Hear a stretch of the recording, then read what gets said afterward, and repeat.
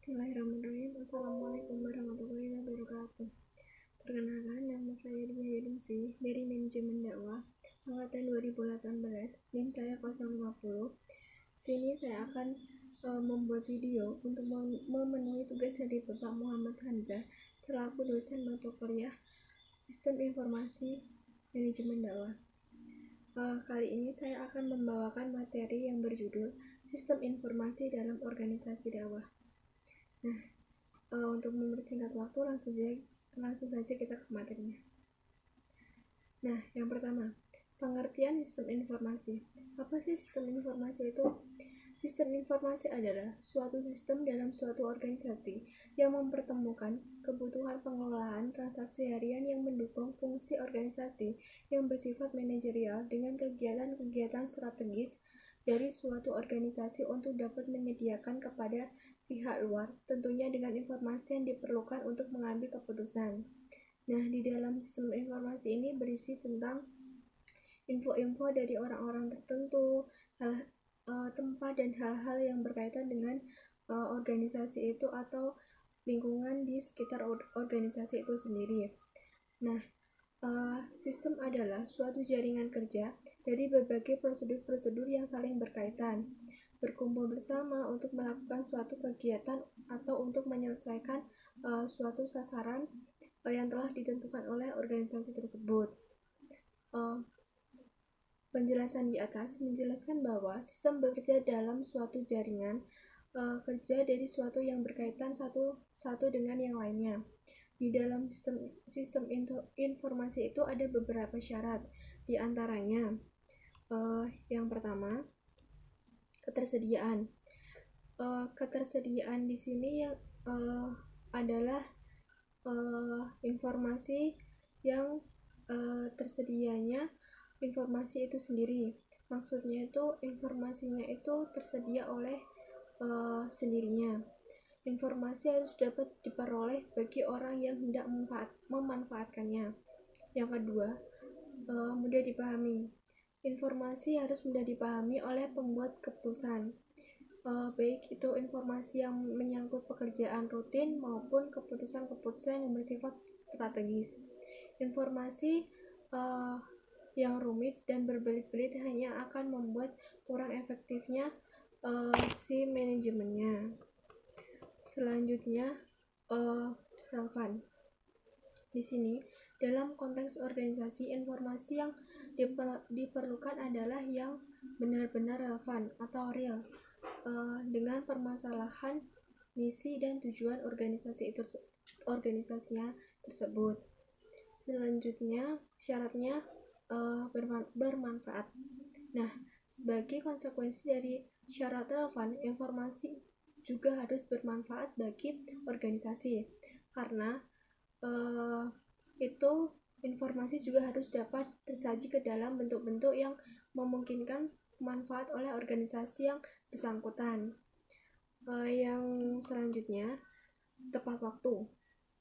Informasi harus tersedia tepat pada waktunya. Syarat ini terutama sangatlah penting pada saat organisasi membutuhkan informasi ketika manajemen hendak membuat keputusan yang prosedural atau genting. Yang keenam, keandalan.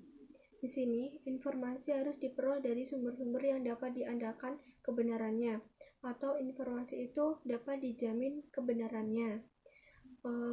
Selanjutnya, informasi harus akurat. Syarat ini mengharuskan bahwa informasi berisi dari kesalahan dan kekeliruan. Ini juga berarti bahwa informasi harus jelas dan secara akurat mencerminkan makna yang terkandung dari data pendukungnya. Dan yang terakhir adalah konsisten. Informasi tidak boleh mengandung kontradiksi di dalam penyajiannya, karena kontradiksi merupakan syarat penting bagi dasar pengambilan keputusan. Itu tadi adalah pembahasan tentang pengertian sistem informasi. Selanjutnya, saya akan membahas tentang informasi dalam keberhasilan dakwah. Apa itu? Dalam keberhasilan dakwah, informasi sangat diperlukan. Informasi merupakan fungsi penting untuk membantu mengurangi rasa cemas pada seseorang.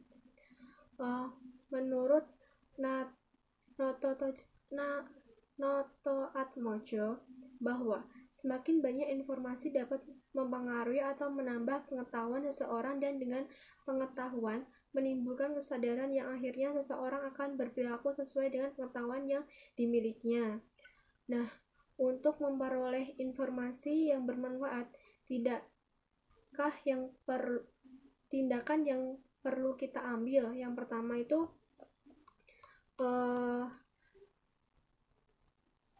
mengumpulkan data, kemudian menelaahnya menjadi informasi. Dari data-data tersebut, informasi yang didapatkan lebih terarah dan terstruktur dan penting karena telah melalui berbagai tahap dalam pengolahannya. Di antaranya yaitu pengolahan data yang terkumpul dan menemukan informasi yang diperlukan.